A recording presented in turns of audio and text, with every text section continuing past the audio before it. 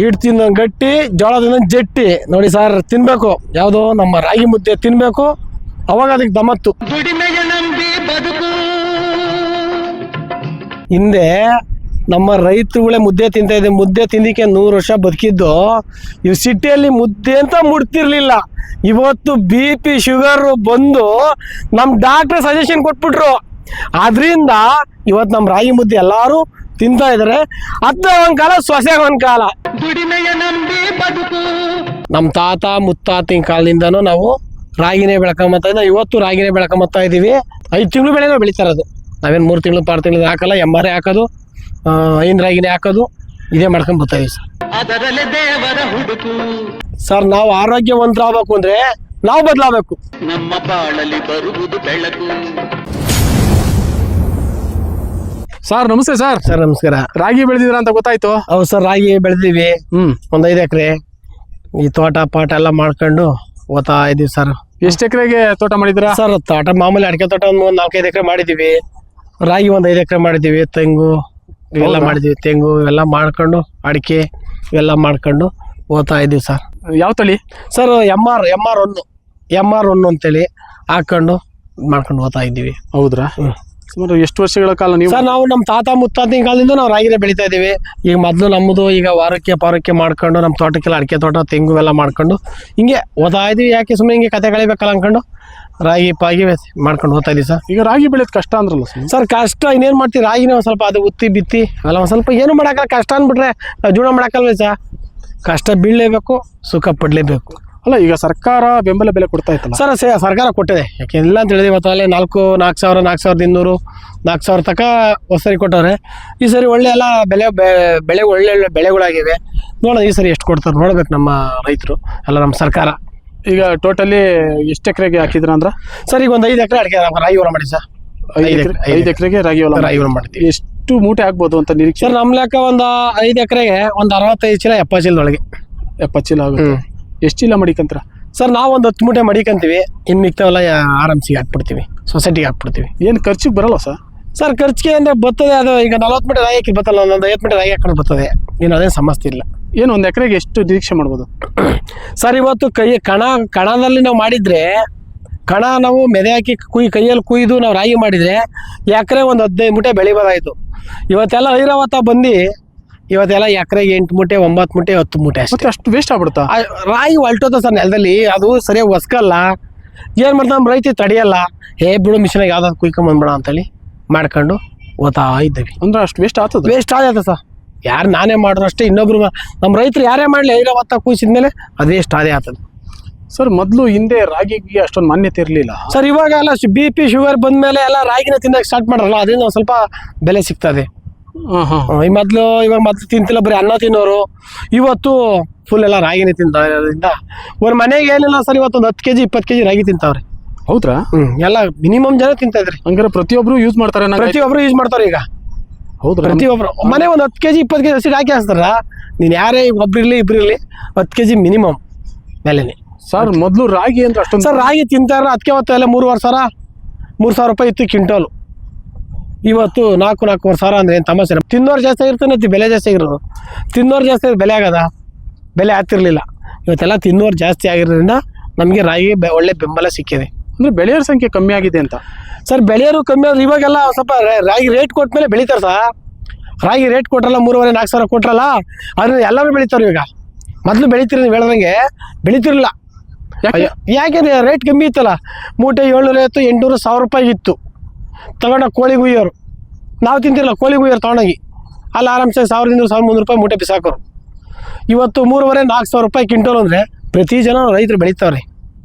ಆಮೇಲೆ ತಿನ್ನೋರ ಸಂಖ್ಯೆನೂ ಜಾಸ್ತಿ ಆಗಿದೆ ಸರ್. ತಿನ್ನೋರು ಜಾಸ್ತಿ ಆಗಿದ್ದಾರೆ. BP ಶುಗರ್ ಎಲ್ಲ ಬಂತಲ್ಲ ಸರ್, ನಮ್ಮ ರಾಗಿ ಇಟ್ಟು ತಿಂತವ್ರೆ ಈಗ. ಅಲ್ಲ, BP ಶುಗರ್ ಒಳ್ಳೇದಾಯ್ತು? ಒಳ್ಳೇದು ಖಂಡಿತ ಒಳ್ಳೆ ಸರ್. ಡಾಕ್ಟ್ರೇ ಹೇಳ್ತಾರೆ ಸರ್. ಡಾಕ್ಟ್ರೇ ಹೇಳ್ತಾರಲ್ಲ, ಡಾಕ್ಟರ್ ಸಜೆಷನ್ ಕೊಟ್ಬಿಟ್ಟವ್ರೆ, ಇಲ್ಲ ರಾಗಿ ಮುದ್ದೆ ರಾಗಿ ಗಂಜಿ ಕುಡೀರಿ ಅಂತ. ಆದ್ದರಿಂದ ಎಲ್ಲ ಜನ ಎಲ್ಲ ಮನೆಗೆ ಉಪಯೋಗಿಸ್ತಾರೆ. ಓ, ಅಂದ್ರೆ ರಾಗಿ ಅಷ್ಟೊಂದು ಮಹತ್ವ ಇದೆ. ಇನ್ನು ಸರ್ ಇನ್ನು ಬೆಂಬಲ ಬರ್ತದೆ. ಇನ್ನು ಈ ವರ್ಷ ಇಷ್ಟು ಇನ್ನೆಲ್ಲ KD ಬೇರೆ ಅಕ್ವೈರ್ ಮಾಡ್ಕೊಂಡು ರಾಗಿನೇ ಸಿಕ್ಕಲ್ಲ. ಚಿನ್ನ ಈಗ ಏನು ರೇಟ್ ಆಗ್ಯದೋ ರಾಗಿನ ಬೆಲೆ ಬರ್ತದೆ. ಇವತ್ತು ಜನ ಮಾತ್ರೆ ತಿಂದು ಸಾಯ್ತಾರೆ. ಇವತ್ತು ಊಟಕ್ಕೆ ಮಾತ್ರೆ ಬಂದ ಸರ್. ಇವತ್ತು ಹೌದ್ರಾ? ಮಾತ್ರೆ ಬಂದ, ಟ್ಯಾಬ್ಲೆಟ್ಸ್ ಬಂದಂತೆ, ಊಟ ತಿನ್ನಂಗೆ ಇಲ್ಲ. ಟ್ಯಾಬ್ಲೆಟ್ಸ್ ಬಂದಂತೆ. ಸರ್ ಈಗ ಊಟ ತಿಂದೆ ಬದುಕದ್ ಕಷ್ಟ, ಟ್ಯಾಬ್ಲೆಟ್ ತಿಂದು ಎಷ್ಟು ದಿನ ಬದುಕ್ತಾ ಸರ್? ಅಷ್ಟು ಬದುಕಲ್ಲ.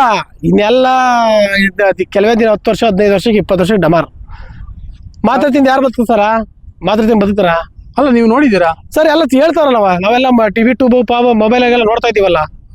ಮಾತ್ರೆ ತಿನ್ನೋದು ಸುಮ್ಮನಿರೋದಷ್ಟೇ, ಕೆಲ್ಸಕ್ಕೆ ಹೋಗ್ಬರೋದು ಇರೋದು. ಮಾತ್ರೆ ಅಷ್ಟೊಂದು ಇದಂತೆ ಬಾಡಿಗೆ ನ್ಯೂಟ್ರಿಷನ್. ಯಾಕೆಂದ್ರೆ ಈ ಬಾತ್ರೂಮ್ ಪಾತ್ರೂಮ್ ಎಲ್ಲ ಎತ್ತಕ್ಕಾಗಲ್ವಲ್ಲ, ಈಗ ಮಾತ್ರೆ ತಿಂದ್ರೆ ಯಾವ್ದು ಇರಲ್ವಲ್ಲ. ಏನ್ ಸರ್ ಕಾಲ ಈ ತರ ಬದಲಾಗ್ಬಿಡ್ತು? ಕಾಲ ಬದಲಾಗ್ಬಿಟ್ಟು ಸರ್, ಕಾಲ ಬದಲಾಗ್ಬಿಟ್ಟು ಜನನೇ ಇದು ಎಲ್ಲ ತಿಂದ್ಮೇಲೆ ಇನ್ನೇನು ಎಲ್ಲ ವಿಷ ತಿಂದೆ ಬದುಕೋದಿನ್ನ. ಸರ್ ಈಗ ಹಿಂದೆ ರಾಗಿ ಬೆಳೆಗೆ ಯಾವುದೇ ಗೊಬ್ಬರ ಹಾಕ್ತಿರ್ಲಿಲ್ಲ ಸರ್. ಗೊಬ್ಬರ ಹಾಕ್ತಿರ್ಲಿಲ್ಲ. ಎಲ್ಲ ರೈತರು ನಮ್ಮ ಕೃಷಿಯರು ಕುರಿ ಗೊಬ್ಬರ ದನಿ ಗೊಬ್ಬರ ಹೊಲಕ್ಕೆ ಎಸ್ಕೊಳೋರು, 1 ಎಕರೆ 2 ಎಕರೆ ಮಾಡೋರು. ಇವತ್ತು 10 ಎಕರೆ 20 ಎಕರೆ ಮಾಡೋದ್ರಿಂದ ಗೊಬ್ಬರ ಹೊಂಚಕ್ಕಾಗ್ತಿಲ್ಲ. ಯಾರು ದನ ಕುರಿ ಯಾರು ಮೇಯಿಸ್ತಾ ಇಲ್ವಲ್ಲ. ದನ ಕುರಿ ಮೇಯಿಸಿರೋ ತೋಟಕ್ಕೆ ಗೊಬ್ಬರ ಬರೋದು, ದನ ಕುರಿ ಮೇಯಿಸಿದ ತೋಟಕ್ಕೆ ಎಲ್ಲಿ ಗೊಬ್ಬರ ಬರ್ತದೆ? ಎಲ್ಲಿ ಕೊಡ್ತಾರೆ ಅವ್ರಿಗೆ? ಆದ್ರಿಂದ ಈಗೆಲ್ಲ ಒಂದು ಊರಲ್ಲಿ ಒಂದು 20-30 ಅಡಿಕೆ ತೋಟ ಒಂದು ಊರಲ್ಲಿ, ಆ ಅಡಿಕೆ ತೋಟ ಗೊಬ್ಬರ ಹೊಂಚ್ಕೊಂಡ್ರೆ ಜನಕ್ಕೆ ಸಾಕಾಗಿರ್ತದೆ. ಇನ್ನು ಕಾಡು ಬಯಲಿಗೆಲ್ಲ ತಂದು ಎಲ್ಲ ಹಾಕ್ತಾರೆ ಸರ್. ಇವತ್ತು ಅದೇ ಗೊಬ್ಬರ 600-700 ರೂಪಾಯಿ ಲೋಡಿತ್ತು, ಇವತ್ತು 3,500 4,000 ಗೊಬ್ಬರ ಆಗಿದೆ. ಹಿಂಗೆಲ್ಲ ಆಗಿ ಅನನುಕೂಲ ಆಗ್ಬಿಡ್ತದೆ. ಗೊಬ್ಬರ ರೈತರು ಕುರಿ ಮೇಕೆ ದನ ಸಾಕಿದ್ರು ಮಾತ್ರ ಗೊಬ್ಬರ. ಅಂದ್ರೆ ಟೋಟಲಿ ನಿಮ್ದು 8 ಎಕರೆ ಐತೆ? 8 ಎಕರೆ. 8 ಎಕರೆ ಅಲ್ಲ ನಮ್ದು 4 ಎಕರೆ ತೋಟ. ನಾವು ಒಂದು 5 ಎಕರೆ ವಾರಕ್ಕೆ ಮಾಡ್ಕೊಂಡಿರ್ತೀವಿ. ರಾಗಿ ಪಾಗಿ ಬೆಳ್ಕೊಂಡು ದನ ಕರಿ ಬೇಕಲ್ಲ ಸರ್ ನೀವು. ಅದರಿಂದ ರಾಗಿನಲ್ಲಿ ಅಷ್ಟೊಂದು ತಾಕತ್ತು ಸರ್ ತಾಕತ್ತೈತೆ, ರಾಗಿಯಲ್ಲಿ ತಾಕತ್ತೈತೆ. ಆದ್ರೆ ನಮ್ಮ ಜನ ಬಿಡ್ಬೇಕು ಅದನ್ನ, ಯಾವ್ದನ್ನ ಬೇರೆ ದಾರಿ ಬಿಡ್ಬೇಕು. ಬೇರೆ ದಾರಿ ಅಂದ್ರೆ ಈ ಅನ್ನ ಪನ್ನ ಇವೆಲ್ಲ ತಿಂತಾರೆ, ಈ ಹೋಟ್ಲೂಟ ಪಾಟ್ಲೂಟ ತಿಂತವೆ, ಸೋಡ ಪೌಡೆಲ್ಲ ಹಾಕ್ತಾರೆ. ಕೆಲ್ಸಕ್ಕೆ ಹೋಗೋ ಟೈಮ್ಗೆ ಒಂದು ಇಡ್ಲಿ ಪಡ್ಲಿ ಕಟ್ಟಿಸ್ಕೊಂಬಂದು ಜೀವನ ಮಾಡಿಬಿಡ್ತಾರೆ. ಮನೇಲಿ ಅದೇ ಇಡ್ಲಿ ಪಡ್ಲಿ ತಿನ್ನೋ ಬದಲು ಒಂದು ರಾಗಿ ಅಂಬ್ಲಿ ಕುಡ್ದು ಹೋಗ್ಬಿಟ್ಟು ಸಾಯಂಕಾಲ ತನಕ ಜೀವನ ಮಾಡ್ಬೋದು. ನಮ್ಮ ಜನಗಳಿಗೆ ಗೊತ್ತಾಗಲ್ಲ. ಅಂಬ್ಲಿ ಮಾಡೋದು ಎಷ್ಟೋ ಹಿಡಿತದೆ ಅಂತಾರೆ, ಮುದ್ದೆ ಮಾಡೋದು ಎಷ್ಟೊತ್ತು ಅಂತಾರೆ, 5 ನಿಮಿಷ ಮುದ್ದೆ ಮಾಡೋಕ್ಕೆ. ಅದರಿಂದ ನಮ್ಮ ಜನ ಮಾಡ್ತಿಲ್ಲ. ಇವಾಗೆಲ್ಲ ಸ್ವಲ್ಪ ಬುದ್ಧಿ ಕಲಿತು ಮಾಡ್ತಾ ಇದ್ದಾರೆ. ಅಲ್ಲ ಸರ್, ಮೊದಲು ಅನ್ನ ಎಲ್ಲ ತಿಂತಿದ್ರಲ್ಲ, ಅದು BP ಶುಗರು ಎಲ್ಲ ಜಾಸ್ತಿ ಬರೋದು ಅಂತ ಅಂದ್ಬಿಟ್ಟು ಹೇಳೋರು. ಯಾಕೆಂದ್ರೆ ಫರ್ಟಿಲೈಸರ್ ಎಲ್ಲ ಯೂಸ್ ಮಾಡಿ ಸರ್. ಈಗೆಲ್ಲ ಆಗ್ಬಿಟ್ಟಿದ್ದು ಮಕ್ಳಿಗೆಲ್ಲ ಶುಗರ್ ಬಂದ್ಬಿಡ್ತು. ಇದರಿಂದ ಎಲ್ಲ ಅನನುಕೂಲ ಆಯ್ತಲ್ಲ ಸರ್. ಇವಾಗ ಅದರಿಂದ ಎಲ್ಲಾರು ಡಾಕ್ಟರ್ ಹೇಳ್ತಾ ಇದಾರೆ ರಾಗಿ ಮುದ್ದೆ ತಿನ್ನಿ, ಗಂಜಿ ಕುಡಿ ಅಂತ ಎಲ್ಲ ಹೇಳ್ತಿದ್ರೆ. ಅದೇನ್ ಮಾಡ್ಬೇಕು ನಾವು ಅದನ್ನೇ ರಾಗಿ ಮುದ್ದೆ ಪಾಲನೆ ಮಾಡ್ಬೇಕು. ಇನ್ನು ಹಿರಿಕರು 100 ವರ್ಷ ಬದುಕ್ತಿದ್ರು, ಇವತ್ತು ನಮ್ಮಲ್ಲಿ 50 ವರ್ಷ ಬದುಕ್ತಾ ಇಲ್ಲ ಸರ್. ಏನ್ ಕಾರಣ ಸರ್? ಏನ್ ಕೆಮಿಕಲ್ ಊಟ ತಿಂದು ಸಾಯ್ತಾ ಇದಾರೆ. BP ಶುಗರ್ ಎಲ್ಲಿ ಬಂತು? ಇನ್ನು ಹಿರಿಕರು ಇವತ್ತು 100 ವರ್ಷದವ್ರು ಕರ್ಕೊಂಡು ತಿಂದು ಬನ್ನಿ, ನಮ್ಮೂರಲ್ಲಿ ಅವ್ರೆ BP ಶುಗರ್ ಇಲ್ಲ ಅವ್ರಿಗೆ, 100 ವರ್ಷ ಬದುಕಿದ್ದಾರೆ. ಹಾಗಾದ್ರೆ ರಾಗಿಗೇನು ಕೆಮಿಕಲ್ಸ್ ಏನು ಹಾಕಲ್ವಾ ಸರ್? ರಾಗಿ ಏನು ಕೆಮಿಕಲ್ಸ್ ಹಾಕಲ್ಲ. ಈ ಅನ್ನ ಏನಪ್ಪ ಅಂದ್ರೆ ಅನ್ನ ಸ್ವಲ್ಪ ರೈಸ್ ಐಟಮ್ ಜಾಸ್ತಿ ತಿನ್ನೋದು ಬೇಡ, ಸ್ವಲ್ಪ ಲೈಟಾಗಿ ತಿನ್ಕೊಂಡು ಅದು ಬರಲ್ಲ. ಆದರೆ ಆಚೆ ಕಡೆ ಕೆಮಿಕಲ್ ತಿಂದೇ ಜನ ಎಲ್ಲ ಅನನುಕೂಲ ಆಗಿರೋದು. ಈಗ ರಾಗಿಗೆ ಯಾವ ಪ್ರಮಾಣದಲ್ಲಿ ಎಷ್ಟು ಬಾರಿ ನೀವು ಅಟ್ಲೀಸ್ಟ್ ಈ ಗೊಬ್ಬರನ ಕೊಡ್ತೀರಾ ಅಂತ? ಸರ್, ನಾವು ಗೊಬ್ಬರ ಎರಡೇ ಟೈಮ್ ಕೊಡೋದು. ಯಾವಾಗ? ಚೆಲ್ಲುವಾಗ, ತೆರೆ ಆಗೋ ಟೈಮಲ್ಲಿ ಎರಡೇ ಟೈಮ್ ಗೊಬ್ಬರ ಕೊಡೋದು. ಇನ್ನು ಮಿಕ್ಕಿದ್ದು 24 hours ಹಂಗೆ ಬೆಳ್ಕೊಳ್ಳೋದೆ. ಬೇರೆ ಬೆಳೆಗಳಿಗೆ ಹೋಲಿಕೆ ಮಾಡಿದ್ರೆ ರಾಗಿ ಬೆಸ್ಟ್. ಸರ್, ರಾಗಿ ಬೆಸ್ಟ್. ಅಷ್ಟು ಕೆಮಿಕಲ್ ಹೋಗಲ್ಲ, ರಾಗಿ ಬೆಸ್ಟ್. ಇರೋದ್ರಲ್ಲಿ ತಿನ್ನೋಂತ ರಾಗಿ ಮುದ್ದೆ ತಿನ್ಬೋದು. ರಾಗಿ ಗಂಜಿ ಕುಡಿಬೇಕು ಸರ್. 4 ದಿವಸ ಬಾಳಿಕೆ ಬರ್ತಾನೆ. 4 ದಿವಸ ಬಾಳಿಕೆ ಬರ್ತಾನೆ. ಯಾವತ್ತು ಅವ್ನು ಈ ಮುದ್ದೆ ತಿನ್ನಲ್ವೋ ಅವ್ನಿಗೆ ಆಯುಸ್ ಬೇಗ ಹೊರಟೋತದೆ. ಮುದ್ದೆ ತಿನ್ಬೇಕು. ಅವನು ಎಂಥ ಪಾಪ ಬಡವರೇ ಆಗಿರಲಿ, ಮುದ್ದೆ ತಿನ್ಬೇಕು. ಅದರಿಂದ ಮುದ್ದೆ ತಿಂದರೆ ಒಂದು ಸ್ವಲ್ಪ ನಮಗೆ ಆರೋಗ್ಯನೂ ಚೆನ್ನಾಗಿದೆ. ಯಾಕೆ ಎಣ್ಣೆ ಅಂಶ ಜಿಡ್ಡಂಶ ಯಾವುದಿಲ್ಲ ಸರ್. ಇವತ್ತು ಎಣ್ಣೆ 140 ರೂಪಾಯಿ kg ಕಡಲೆ ಬೀಜ, 140 ರೂಪಾಯಿ 1 kg ಎಣ್ಣೆ ಕೊಡ್ತಾರೆ ಅಂದರೆ ನಮ್ಮ ಜನ ಎಷ್ಟು ಜನ ದಡ್ತಾರೆ ಅವ್ರೆ. 1 kg ಕಡಲೆ ಬೀಜ 140 ರೂಪಾಯಿ, 1 kg ಎಣ್ಣೆ 140 ರೂಪಾಯಿ. ಯಾವ್ದು ಅನುಕೂಲ ಸರ್? ಅದನ್ನೇನು ಮಾಡಬೇಕು? ನಾವು ಶೇಂಗಾ ಎಣ್ಣೆ, ನಾವು ಕೊಬ್ಬರಿ ಎಣ್ಣೆ, ನಾವು ರಾಗಿ ಮುದ್ದೆ ಇಂಥ ಕೆಮಿಕಲ್ ತಿನ್ನಿ, ನೀವು ಇನ್ನೂ 100 ವರ್ಷ ಬದುಕ್ತೀರ. ಚೆನ್ನಾಗಿ ಬದುಕಬೇಕು ಅಂತ ನಮ್ಮ ಜೀವನ ಶೈಲಿ ಬದಲಾವಣೆ ನಾವು ಬದಲಾವಣೆ ಆಗಬೇಕು. ನಾವು ಬದಲಾವಣೆ ಆಗ್ತಿದ್ದು ಅವ್ರೇನು ಮಾಡ್ತಾರೆ? ಅವ್ರೇನು ಯಾವ್ದು ಫ್ಯಾಕ್ಟ್ರಿ ಮಾಡಿರ್ತಾರೆ, ಯಾವುದೋ ತಾವ ತಿನ್ಲಿ ಬಿಡು. ಅವ್ರಿಗೇನು ಇರತಕ್ಕ ದುಡ್ಡು ಇವತ್ತೇ ದುಡ್ಡು, ನಾಳಿಕೆ ದುಡ್ಡು. ನಾವು ನಮ್ಮನೆ 10 ಜನ ಇರಲಿ 5 ಜನ ಇರಲಿ, ನಾವು ಒಳ್ಳೆ ಊಟ ತಿನ್ನಬೇಕು. ಒಳ್ಳೆ ರಾಗಿ ಮುದ್ದೆ, ಒಳ್ಳೆ ಎಣ್ಣೆ ಅಂಶ ಅಂತ ತಿನ್ಕೊಂಬಂದ್ರೆ ಸರ್ ಅದೇನು ಅತಿ ಸಮಸ್ಯೆ ಇರಲ್ಲ. ನೀವು ಎಷ್ಟು ತಿಂಗಳದು ರಾಗಿ ಹಾಕಿದ್ರ ಸರ್? ಸರ್, ನಾವು 5 ತಿಂಗಳು ರಾಗಿ ಹಾಕಿರೋದು MR ಅಂತೇಳಿ. ನಾವಿದು ನೋಡಿ ಸರ್, 5 ತಿಂಗಳು ರಾಗಿ ಇದು. ಓಕೆ, ಇದು 5 ತಿಂಗಳು ರಾಗಿ ಇದು. 5 ತಿಂಗಳು ರಾಗಿಗೆ ಇದಕ್ಕೆ ಒಳ್ಳೆ ಬೆಲೆ ಐತಿ. ಇದಕ್ಕೆ ಯಾವುದಿಲ್ಲ, 5 ತಿಂಗಳು ತಡೆದು ಬರ್ತಾ ಇರ್ತಾವೆ ಭೂಮಿಯಲ್ಲಿ. ಆದ್ರಿಂದ ನಾವು ರಾಗಿ ಮುದ್ದೆಗೆ ತಿನ್ಬೇಕಿದು. ಅಲ್ಲ, ನೀವು 3 ತಿಂಗಳು ಬರ್ತದಲ್ಲ, ಅದನ್ನ ಯಾಕೆ ಹಾಕಿಲ್ಲ ಅಂತ? ಸರ್, ನಾವು 3 ತಿಂಗಳದಂದ್ರೆ ಏನಂತಾರೆ, ನಮಗೆ ಹುಲ್ಲು ಎಲ್ಲ ಪುಡಿ ಆಗುತ್ತದೆ, ಅಂಶ ಕಮ್ಮಿ ಇರ್ತದೆ. ಇದು 5 ತಿಂಗಳು ಭೂಮಿಯಲ್ಲಿ ತಡೆದು ಕೂತಿರ್ತದೆ. ಅದು 3 ತಿಂಗಳಿಗೆ ನಾವು ಗೊಬ್ಬರದ ಮೇಲೆ ಎಸ್ಕೊಂಬಂದಾಗ ಬೇಗ ಡೆವಲಪ್ ಆಗ್ತದೆ, ಬೇಗ ರಾಗಿ ತೋರಿಸ್ತದೆ. ಅದು ಸ್ವಲ್ಪ ಗಟ್ಟಿ, ಸ್ಟ್ರೆಂತ್ ಕಮ್ಮಿ. ಅಂದ್ರೆ ಇದಾದ್ರೆ ಗಟ್ಟಿನಾ? ಇದು ಗಟ್ಟಿ ಸರ್, ಇದು ಹೌದ್ರಾ? ಇದು ಗಟ್ಟಿ ರಬ್ಬರ್ ಇದ್ದಂಗೆ ಇರುತ್ತೆ ಮುದ್ದೆ. ಇದು ಮುದ್ದೆ ರಬ್ಬರ್ ಇದ್ದಂಗೆ. ಹೌದು, ಚೆನ್ನಾಗಿರ್ತದೆ. ಸೂಪರ್ ಮುದ್ದೆ, ಆರೋಗ್ಯನೂ ಚೆನ್ನಾಗಿರ್ತದೆ. ಆರೋಗ್ಯನೂ ಚೆನ್ನಾಗಿರುತ್ತೆ. ಸರ್ ಹಿಂದೆ ಸುಮಾರು 100 ವರ್ಷಗಳ ಕಾಲ ಬದುಕ್ತಿದ್ರಲ್ಲ, ಅಂದ್ರೆ 5 ತಿಂಗಳು ಬೆಳೆ ತಿಂತಿದ್ರ ಸರ್? 5 ತಿಂಗಳು ಬೆಳೆನೆ ಅದು 5 ರಾಗಿ ಎಮ್ಮಾರೆ ಇವೇ ಉಪಯೋಗಿಸ್ತಿದ್ವು. 5 ರಾಗಿನೇ 5 ನಂಬರ್ 1 5 ರಾಗಿ. ಅಂದ್ರೆ ಹಿಂದೆ ಹಿರಿಕರೆಲ್ಲ 5 ರಾಗಿನೇ ತಿಂದಿರೋರು. ಹೌದ್ರಾ? ಹೌದು, ಅದಕ್ಕೆ 100 ವರ್ಷ ಎಲ್ಲ ಅದಕ್ಕೆ ಅದು ಗಟ್ಟಿ ಸರ್ ರಾಗಿ. ಅಲ್ಲ ಸರ್, 110 ವರ್ಷ ಬದುಕ್ತಿದ್ರಲ್ಲ ಸರ್? ಅದೇ ಸರ್, 5 ರಾಗಿ ತಿಂದ್ರೆ ಗಟ್ಟಿ ಇತ್ತು. ಇದು ಎಮ್ಮಾರು ಎಲ್ಲ ತಿನ್ಬೇಕು, ಗಟ್ಟಿ ಇರ್ತದೆ ಸರ್. ಇವಾಗ ಏನ್ ಸರ್ 50 ವರ್ಷ ಬದುಕೋದೇ ಕಷ್ಟ ಆಗ್ಬಿಡುತ್ತೆ ಸರ್. ಇವಾಗೆಲ್ಲ ಕೆಮಿಕಲ್ ಬಂದ್ಬಿಡ್ತು. ಇವಾಗೆಲ್ಲ ಕೆಮಿಕಲ್ ಬಂದಿರೋದ್ರಿಂದ ಅದೇನು ಮಾಡೋಕ್ಕಲ್ಲ ಸರ್. ಅವತ್ತು ಅಡಿಗೆ ಎಣ್ಣೆ 100 ವರ್ಷ ಬದುಕಿರೋರು, ಅವತ್ತು ಅಡಿಗೆ ಎಣ್ಣೆ ಎಲ್ಲಿ ತಿಂದವ್ರು ಜನ? ಎಲ್ಲ ಪ್ಯೂರ್ ಇರೋದು, ಅವಾಗ ಪ್ಯೂರಿಟಿ ಚೆನ್ನಾಗಿರೋದು ಅಲ್ವಾ ಸರ್? ನಾವೇನೆ ಹಳ್ಳೆಣ್ಣೆ ತಿಂದಿದೀವಿ. ಹಳ್ಳೆಣ್ಣೆ ಒಳಗೆ ಉಪ್ಪಿಟ್ಟು, ಹಳ್ಳೆಣ್ಣೆ ಒಳಗೆ ಉಪ್ಪಿಟ್ಟು ಮಾಡಿದಾರೆ, ರಾಗಿ ಉಪ್ಪಿಟ್ಟು ಫೈನು. ಹೌದ್ರಾ? ಇವತ್ತು ಮಾಡಿ ಸರ್ ಫೈನ್ ಆಗಿರ್ತದೆ. ಆದ್ರೆ ಇವತ್ತೆಲ್ಲ ಕೆಮಿಕಲ್ ಬಂತು, ಎಣ್ಣೆ ಇದಾಗ್ತಾರೆ ಕೆಮಿಕಲ್, ಅದರಿಂದ ಬಳಕೆ ಬರ್ತಾ ಇಲ್ಲ. ಅಲ್ಲ, ನಮ್ ಜನ ಆಮೇಲೆ ಜಂಕ್ ಫುಡ್ಗಳು ಜಾಸ್ತಿ ಪ್ರಾರಂಭ ಮಾಡ್ತಾರೆ ಸರ್. ಹೌದು ಸರ್, ಏನಿಲ್ಲ ಅವ್ರಿಗೇನು ಕೆಮಿಕಲ್ ಅದನ್ನೇ ಹೋಗಿ ಬಾಯಿ ರುಚಿ ಬಿದ್ದುಬಿಟ್ರೆ ತಿಂತಾರೆ. ಬೆಳಿಗ್ಗೆ ಆಗಲೇ ನನಗೆ ಹುಷಾರಿಲ್ಲ, ಅದಿಲ್ಲ ಇದಿಲ್ಲ ಅಂತ ಇವೆ. ಇವತ್ತು ಪಾನಿಪುರಿ, ಗೋಬಿ ಮಂಚೂರಿ, ಜನ ಎಲ್ಲ ಅದ್ರ ಮೇಲೆ ಖುಷಿ, ಏನೋ ಒಂದು ಟೇಸ್ಟ್ ಅದಲ್ಲ ಅಂತ. ಆದ್ರೆ ರಾಗಿ ಮುದ್ದೆ ಅಷ್ಟು ಏನು ಬರಲ್ಲ. ಅಂದ್ರೆ ನಮ್ಮ ಈ ನಾಡಿನ ಬೆಳೆ, ನಮ್ಮ ನಾಡಿನ ಬೆಳೆ, ಅದರಲ್ಲೂ ಕೂಡ ಈ ಬೆಂಗಳೂರು ಗ್ರಾಮಾಂತರ ಜಿಲ್ಲೆ ಬೆಳೆ ರಾಗಿ ಬಹಳ ಒಂದು ಗಟ್ಟಿ ಆಯಸ್ಸು ವೃದ್ಧಿ ಮಾಡುವಂತ ಉತ್ತಮವಾದ ಬೆಳೆ. ಆದ್ರೆ ಈ ಜನಗಳು ಮೊದ್ಲು ಸರ್ ಇದು ಮೂಗ್ ಮುರಿತಿದ್ರು ಸರ್. ಮುದ್ದೆನೆ ತಿಂತಿರ್ಲಿಲ್ಲ. ಏನು ಮುದ್ದೆನ ನಾಮಿ ಬೇಡಪ್ಪ, ನಮ್ಗೆ ರೈಸ್ ಕೊಡಂದ್ರು. ಇವತ್ತು ಏನೋ ತಂಗ್ಲಿಟಿ ತಾಮ್ರವ ಅಂತಾರೆ, ಆ ಲೆಕ್ಕಾಚಾರಕ್ಕೆ ಬಂದಿದೆ. ಇವತ್ತು ನಮ್ದು ಹಿಂದೆ ಹಿರಿಕರದ್ದು ಏನಿತ್ತು ಅದು ಉಳ್ಕೊಂಬಂದ್ರೆ ಅವ್ರು 70-80 ವರ್ಷ ಬದುಕ್ತಾರೆ.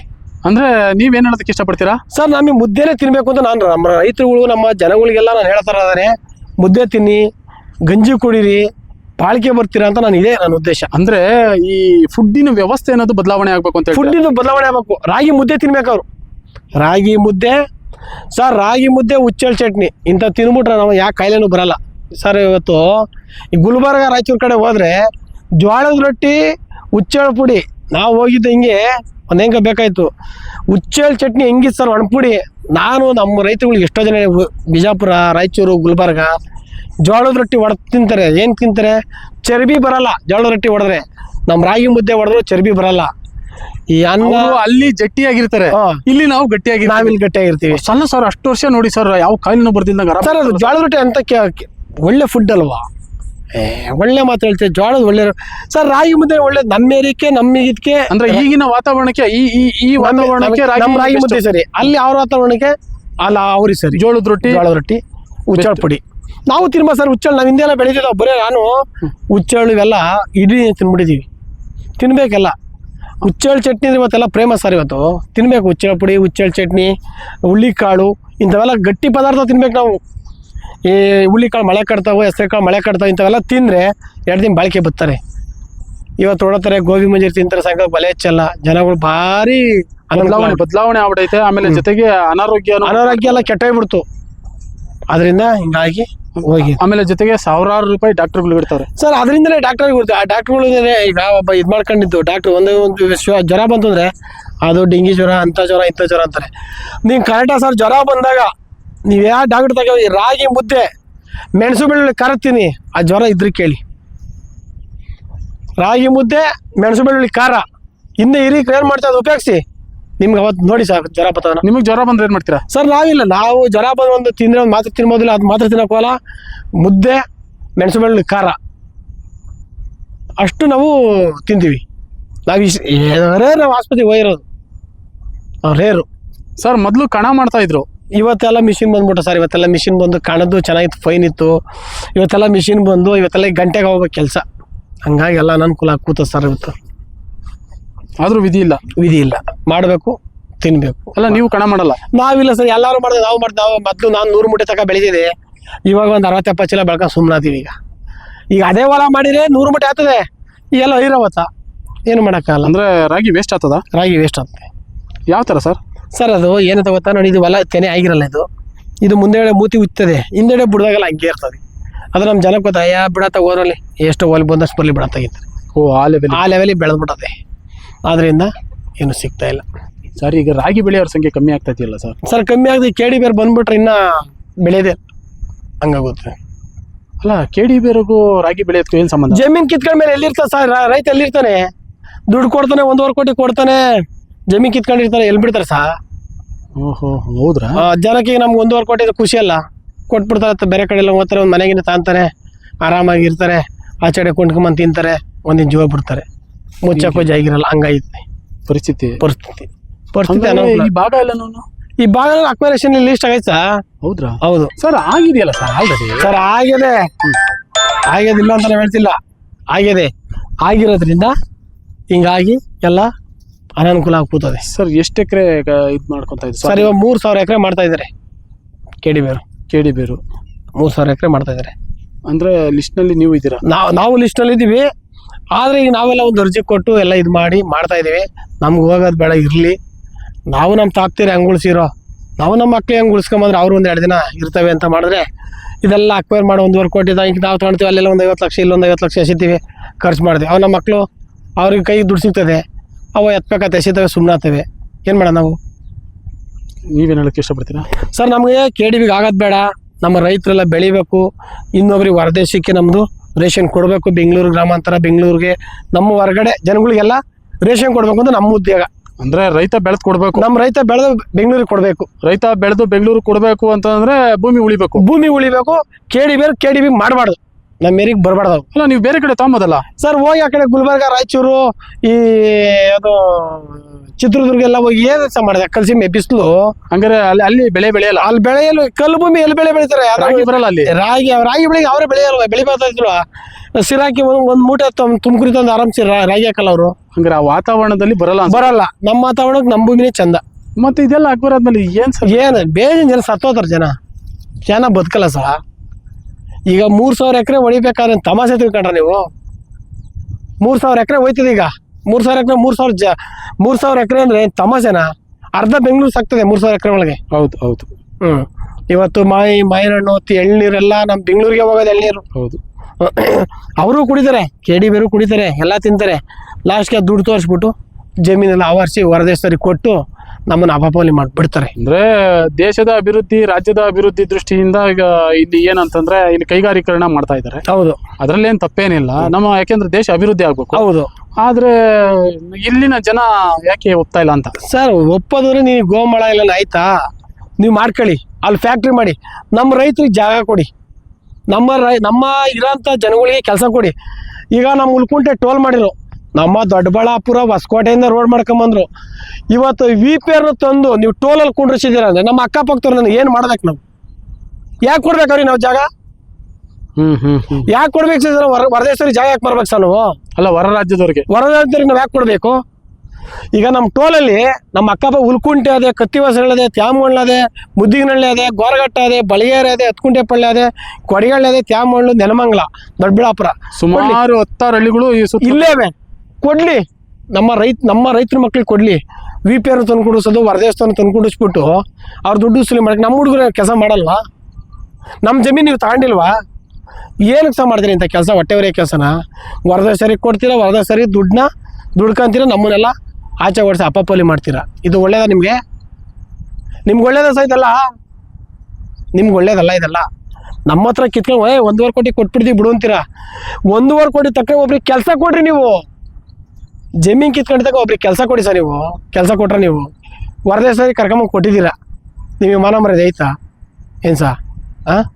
ಇಂಥ ಕೆಲಸ ಮಾಡಿ ಹೊರದೇಶನ ತಂದು ಕುಂಡಿಸ್ಬಿಟ್ಟು ಇವತ್ತು ನಮ್ಮ ಹತ್ರ 1.5 ಕೋಟಿ ಕೊಡ್ತೀರಾ, ನೀವು 3 ಕೋಟಿ 4 ಕೋಟಿ ಸರ್ಕಾರದವ್ರು ಮಾರ್ಕೊಂತೀರಾ. ನಿಮ್ಮ ಅಪ್ಪನ ಮನೆ ಬಂಡವಾಳ ಹಾಕಿದ್ರಿ ನೀವು? ನಿಮ್ಮ ತಾತ ನಿಮ್ಮ ಮುತ್ತಾತಿರು ಬಂಡವಾಳ ಹಾಕಿವ್ರ? ಅಂದ್ರೆ ರೈತರನ್ನ ಒಕ್ಕಲೆಬ್ಬಿಸೋ ಕೆಲಸ ಆಗ್ತಾ ಇದೆ, ಒಕ್ಕಲೆಬ್ಬಿಸೋ ಕೆಲಸ ಮಾಡ್ತಾ ಇದ್ದಾರೆ. ಹೌದ್ರಾ? ಹೌದು ಸರ್, ಮಾಡ್ತಾರೆ. ಹಂಗಿಲ್ಲ ಸರ್. ಈಗ 1.5 ಕೋಟಿ ನಮಗೆ, ಈಗ KDಬೇರು 1.5 ಕೋಟಿ ನಮಗೆ ಕೊಡ್ತಾರೆ. KDಬೇರಿಗೆ ಈಗ ಸಿದ್ದರಾಮಯ್ಯ ಇರ್ಬೋದು, ನಮ್ಮ MLAಗಳು MP ಎಲ್ಲ ಇರ್ಬೋದು, ಈಗ ಅವ್ರಿಗೆ 3 ಕೋಟಿ ಸರ್ಕಾರ ಕೊಟ್ಬಿಡ್ತಾರೆ. ಬರ್ತಾರೆ, 4 ಕೋಟಿ ಕೊಡ್ತೀವಿ, 5 ಕೋಟಿ ಕೊಡ್ತೀವಿ ಅಂತಾರೆ. ತಿರ್ಗಿ ಮತ್ತೆ 1.5 ಕೋಟಿ ಕೊಟ್ರೆ ಇನ್ನು 4 ಕೋಟಿ ನಮ್ಮ ರೈತ ಉಂಚ್ತಾರೆ ವಾಪಸ್ ತಣ್ಣಕ್ಕೆ ಅವ್ರ ಹತ್ರ. ಒಪ್ತಾರೆ ಸಾ? ದುಡ್ಡು ಇರ್ತಾವೆ ಅವ್ರ ಹತ್ರ. 1.5 ಕೋಟಿ ಲಾಸ್ಟು. 1.5 ಕೋಟಿ ಒಳಗೆ 50 ಲಕ್ಷ ಖರ್ಚು ಮಾಡಿರ್ತಾರೆ. 1 ಕೋಟಿ ಒಳಗೆ ತಗೊಂಡು 4 ಕೋಟಿ ಬಂಡವಾಳ ಹಾಕ್ತಾರ? ಹಾಕಲ್ಲ. ಅದೇ 4 ಕೋಟಿ ನಮಗೆ ಕೊಡ್ತಾರ ಅವರು. ಅಂದ್ರೆ ನೀವೇನ್ ಹೇಳೋದಕ್ಕೆ ಕೊಳ್ತಿದ್ರ ಅಂತ? ಸರ್ ನಮಗೆ ಜಮೀನು ಉಳಿಬೇಕು, ನಾವು ಜಮೀನು ತಗೊಳೋದು ಬೇಡ. ನಮ್ಗೆ ರೈತರು ನಿಮ್ಗೆ ಏನು ಬೇಕಾ ಸಪೋರ್ಟ್ ನಾವು ಬೆಳೆದು ಹಣ್ಣು ಹಂಪಲೆಲ್ಲ ಬೆಳೆದು ನಾವು ಬೆಂಗಳೂರಿಗೆ ಸಾಗಾಣಿಕೆ ಮಾಡ್ತೀವಲ್ಲ. ಅಂದ್ರೆ ನೀವ್ ಹೇಳ್ತಿರೋದು ಜಮೀನು ಉಳಿಬೇಕು, ಹೌದು. ರೈತರುಗಳು ಆಹಾರ ಧಾನ್ಯಗಳನ್ನ ಬೆಳೆದು ನಾವು ನಗರ ಪ್ರದೇಶಗಳಿಗೆ ಕೊಡ್ತಾ ಇರಬೇಕು. ಇದು ನಮ್ಮ ಅಭಿಪ್ರಾಯ. ಓಕೆ ಓಕೆ ಓಕೆ, ಸರಿ ಸರ್. ಮತ್ತೆ ಈಗ ರೈತರ ಪರವಾಗಿ ನೀವೇನು ಹೇಳೋದಾದ್ರೆ? ಸರ್ ನಮ್ಮ ರೈತರ ಪರ ನಾವು ಹೇಳೋದು ಇಷ್ಟೇ, ನಮ್ಮ ರೈತರಿಗೆ ಜಮೀನು ಉಳಿಬೇಕು, ರೇಷನ್ ಬೆಳಿಬೇಕು, ನಾವು ಮಿಕ್ಕಿದ್ದು ನಿಮಗೆ ಕೊಡಬೇಕು, ನೀವೆಲ್ಲ ತಿನ್ನಿ. ಇನ್ನು ನಮಗೂ 2 ರೂಪಾಯಿ ಕಾಸು ಕೊಡ್ತೀರಿ, ನಾವೇನು ಪುಕ್ಸಟೆ ಕೊಡಲ್ಲ ನಿಮಗೆ. ಈಗ ನಾವು ಬೆಳೆದ್ರೆ ಒಂದು ಟಮಾಟ ಚೀಲ 1,000 ರೂಪಾಯಿ ಹೊರಟೋದ್ರೆ ನಮಗೆ ಖುಷಿ. ಇವತ್ತೊಂದು 20 ಚೀಲ ಟಮಾಟ ಬೆಳೆದ್ರೆ 20,000 ಆಯಿತು. ನಿಮ್ಗೂ 10,000 ಕಾಸು ಬಂತು, ನಮಗೂ 10,000 ಕಾಸು ಬಂತು. ನೀವು ಹಚ್ಕಡ ತಿಂತೆ ಒಳ್ಳೆ ಫ್ರೆಶ್ ಹಣ್ಣು ಐಟಮು ಅಂತ. ಇವತ್ತು ಮಾವಿನ ಹಣ್ಣು ನಾವೆಲ್ಲ ಮಾವಿನ ಗಿಡ ಬೆಳಿತೀವಿ, ಇದಕ್ಕೆ ಪೂನಾಕ್ ಹೋಗ್ತದೆ. ಎಲ್ಲಿಂದ? ನಮ್ಮ ಬೆಂಗಳೂರಿಂದ ಪೂನಾಕ್ ಹೋಗ್ತದೆ. ಆ ಮಣ್ಣು ಟೇಸ್ಟ್ ಅದಕ್ಕಲ್ಲ ಪೂನಾಕ್ ಹೋಗೋದು. ಈಗ ನಿಮ್ಮ ಜಮೀನಲ್ಲಿ ಏನೇನು ಬೆಳೆದಿದ್ದೀರಾ ಸರ್? ಸರ್ ನಮ್ಮ ಜಮೀನಲ್ಲಿ ರಾಗಿ, ತೆಂಗು, ಅಡಿಕೆ, ಮಾವು, ಹಲಸಿನ ಹಣ್ಣು, ಆಮೇಲೆ ನುಗ್ಗೆ ಹಣ್ಣು, ಕರ್ಮೆ ಗಿಡ, ಸಪೋಟ, ನುಗ್ಗೆ ಗಿಡ, ಸಪೋಟ, ಆಮೇಲೆ ದಾಳಿಂಬ್ರೆ ಎಲ್ಲ ಪ್ರತಿ ಐಟಮ್ ಮಡಿಕೊಂಡಿದ್ದು ನಾವು ತೋಟದಲ್ಲಿ. ನಾವು ತೋಟದಲ್ಲೆಲ್ಲ ಪ್ರತಿ ಐಟಮ್ ಐತೆ ನಮ್ಮದು. ಓಕೆ. ಆಮೇಲೆ ಕೋಳಿ, ಮೇಕೆ, ದನ ಎಲ್ಲ A to Z ಎಲ್ಲ ಮಾಡಿದ್ವಿ ಸರ್ ನಾವು. ಒಬ್ಬ ರೈತ ಏನೆಲ್ಲ ಮಾಡ್ಬೋದು ಅದೆಲ್ಲ ಮಡಗಿದ್ದೀವಿ. ಇವತ್ತು ಅದನ್ನ ಕಿತ್ಕೊಂಡ್ಬಿಟ್ಟು ನಮ್ಮನ್ನು ಅಕ್ಲೆ ಬಿಡಿಸ್ಬಿಟ್ರೆ ನಾವೆಲ್ಲೋಗಿ ಸಾಯ್ಬೇಕು ಸರ್. ಅದು ನಿಮ್ಮ ಅಳಲು. ಇವತ್ತು ನಾವೆಲ್ಲ ಬೆಳೆದೀಗ ನಾವೊಂದು ಮರಿ ಬೆಳೆದ್ರು ಮರಿ ನಾವು ಬೆಂಗಳೂರಿಗೆ ಕೊಡ್ತೀವಿ. ಏನು ಸರ್? ಒಂದು ಮರಿ ಬೆಳೆದ್ರು ಬೆಂಗಳೂರಿಗೆ ಕೊಡ್ತೀವಿ, ಒಂದು ಕೋಳಿ ಬೆಳೆದ್ರು ಬೆಂಗಳೂರಿಗೆ ಕೊಡ್ತೀವಿ, ಒಂದು ರಾಗಿ ಬೆಳೆದ್ರು ಬೆಂಗಳೂರಿಗೆ ಕೊಡ್ತೀವಿ, ಎಳ್ನೀರು ಬೆಳೆದ್ರು ತಂದು ಬೆಂಗಳೂರಿಗೆ ಕೊಡ್ತೀವಿ, ಒಂದು ಅಡಿಕೆ ಬೆಳೆದ್ರು. ಇವತ್ತು ಮದುವೆ ಫಂಕ್ಷನ್ಗೆಲ್ಲ ಯಾರ್ದು? ನಮ್ಮದೇ ಅಡಿಕೆ. ಅಂದ್ರೆ ಬೆಂಗಳೂರು ಜನತೆಗೆ ನೀವು ಕೊಡ್ತಾ ಇದ್ದೀರಿ? ಬೆಂಗಳೂರು ಜನ ಕೊಡ್ತಾ ಇದೀವಿ. ಅಂತ ಜಮೀನು ಕಿತ್ಕೊಂಡು ನೀವು ಬಂದಿದ್ದೀರಲ್ಲ ಅಂತ ಕರ್ಕಟ್ಗರು, ನೀವು ಒಳ್ಳೇದಾಗ್ತದೆ ನಿಮಗೆ. ಬರೇ ದುಡ್ಡು ನೋಡ್ತೀರ ವಿನ ರೈತರು ನೋಡ್ತಾ ಇಲ್ಲ. ನೀವು ರೈತರ ಜೀವನದ ಬಗ್ಗೆ ಚಿಂತೆ ಇಲ್ಲ ಅವ್ರಿಗೆ ಏನು ಕಿತ್ಕೊಬೇಕು, ಅವ್ರೊಂದು 3 ಕೋಟಿ ಮಾಡ್ಕೊಬೇಕು, ಓದ್ತಾ ಇರ್ಬೇಕು ಆಚೆ. ಇದು ವ್ಯಾಪಾರೀಕರಣ. ಇದು ವ್ಯಾಪಾರಿಕರು. ಹಂಗಾಗಿ ನೀವು ಹೇಳ್ತಾ ಇದ್ದೀರಾ? ನಾವ್ ಹೇಳ್ತಾ ಇದೀವಿ ಸರ್.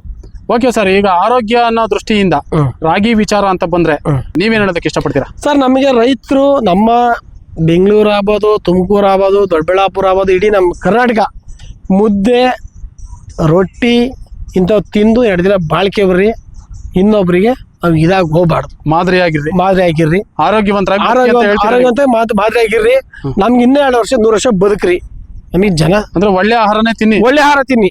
ಆಮೇಲೆ ಕೊಬ್ಬರಿ ಎಣ್ಣೆನಷ್ಟೇ, ಕೊಬ್ಬರಿ, ಕಡಲೆಕಾಯಿ, ಶೇಂಗಾ ಎಣ್ಣೆ ಇಂಥವು ನೀವೇ ಮಿಲ್ಲಲ್ಲಿ ಹಾಕ್ಸಿ ನೀವೇ ಮನೆಯಲ್ಲಿ ಮಾಡಿ. ಅವಾಗ ಒಂದು ಅನುಕೂಲ ಆಯ್ತದೆ. ಓಡತ್ತೀರಾ, ಕೆಮಿಕಲ್ ತತ್ತೀರಾ, ತಿಂತೀರಾ. ಕೆಮಿಕಲ್ ಅಲ್ಲ ಸರ್, ಕೆಮಿಕಲ್ ಫುಡ್. ಅಂದ್ರೆ ಆಮೇಲೆ ಜಂಕ್ ಫುಡ್ಗೆಲ್ಲ ಅದೆಲ್ಲ ಮಾಡಬಾರ್ದು. ಅಂದ್ರೆ ಜಂಕ್ ಫುಡ್ಗೆಲ್ಲ ನೀವು ಅವಾಯ್ಡ್ ಮಾಡಬೇಕು ಅಂತ ಹೇಳ್ತೀರಾ? ಹೌದು, ಅವೆಲ್ಲ ಸಾರ್ವಜನಿಕರಿಗೆ. ಹೌದು. ಏನ್ ಸರ್ ಸಾರ್ವಜನಿಕರ ಮೇಲೆ ಇಷ್ಟೊಂದು ಕಾಳಜಿ ನಿಮ್ಗೆ? ಸರ್ ಏನು ಜನ ಇವತ್ತು ಮೊದಲು 100 ವರ್ಷ ಬದುಕೋರು ಇವತ್ತು 15 ವರ್ಷ, 20 ವರ್ಷ, 30 ವರ್ಷ, 50 ವರ್ಷಕ್ಕೆ ಸ್ಟಾಪ್ ಆಗ್ತಾರೆ. ಏನಕ್ಕೆ? ಹಿಂದೆ ಅಂತ ಫುಡ್ ಗಟ್ಟಿ ಇತ್ತು. ಇವತ್ತೆಲ್ಲ ಅಂತ ಫುಡ್ ತಿಂತಾ ಇಲ್ಲ. ಆದ್ರಿಂದ ಕೆಮಿಕಲ್ ತಿಂದು ಬೇಗ ಹೋಯ್ತಾ ಇದ್ದಾರೆ. ಅದು ನೀನು ಒಳ್ಳೆ ಕೊಬ್ಬರಿ, ಅದಕ್ಕೇನು ಮಿಕ್ಸ್ ಇಲ್ಲ. ಶೇಂಗಾ, ಕಳೆ ಬೀಜಕ್ಕೆ ಏನು ಮಿಕ್ಸ್ ಇಲ್ಲ. ನೀವೇ ಮನೆಯಲ್ಲಿ ಒಂದಿಬ್ಬರು ಇದ್ರೆ ಒಂದು 4 kg 5 kg ಹಾಕ್ಸ್ಕೊಳ್ಳಿ, ಎಣ್ಣೆ ತಿನ್ನಿ. ಅದನ್ನೇ ನೀವು 10 ಸ್ಪೂನ್ ಹಾಕತ್ತಕ್ಕೆ 1 ಸ್ಪೂನ್ ಹಾಕಿ ಅದೇ ಬಂಗಾರ. ಕೆಮಿಕಲ್ ಏನಿಲ್ಲ, ನಿಮ್ಮ ಕಣ್ಣು ಮುಂದೆ ಹಾಕ್ಕೊಡ್ತಾರೆ, ತಿನ್ನಿ, 2 ದಿನ ಬಾಳಿಕೆ ಬನ್ನಿ.